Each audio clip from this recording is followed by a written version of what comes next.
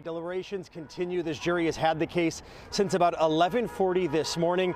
They will be asked to find Sean Grayson either not guilty, guilty of second-degree murder, or guilty of first-degree murder, which is the most serious charge in this case. That comes with a possible sentencing range anywhere from 45 years to life in prison. Now, during closing arguments, which happened earlier this morning, the prosecutors for the state, they held Sonya Massey's cooking pot up for the jury and sarcastically said, this is the pot that Sean Grayson was so afraid of.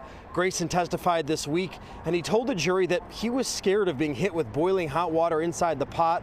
And when Massey said, "I rebuke you in the name of Jesus," he perceived that as a threat and opened fire. Now, Grayson's attorneys called Massey the aggressor, accusing her of escalating the encounter, leaving the former deputy with no other options. Now, during closing arguments, Grayson's attorneys instructed the jury that this case is not a question of who shot and killed Massey. Rather, it's a question of whether or not Grayson was justified to do so under Illinois law. Of course, his attorneys say that he was justified. Meanwhile, state prosecutors painted a picture of Grayson as a man trying to control the entire situation, but was unable to control himself and his own emotions the night that he killed Massey.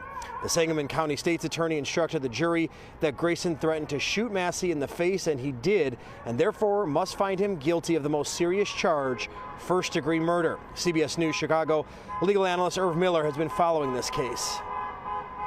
The jury would then have to decide if he was acting reasonably in thinking he was acting in self-defense, or whether or not that belief was unreasonable. That's the difference between being found guilty of potentially first-degree murder and second-degree murder. If the belief was unreasonable, that will be second-degree murder. Up your horn for Sonya Massey!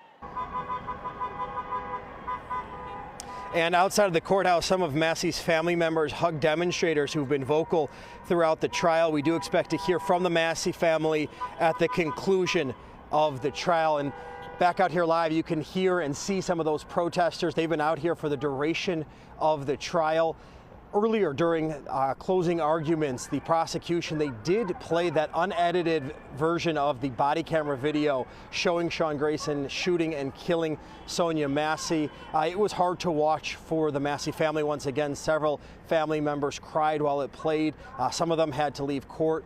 As for the jury, we saw at least one juror wiping away tears during this. And during these ongoing deliberations, we do know that the jury asked to re-watch that video, and the judge allowed them to watch that video again. Again, this jury now has the case. We, of course, will bring you any updates throughout the afternoon. We are live in Peoria. Charlie DeMar, CBS News, Chicago.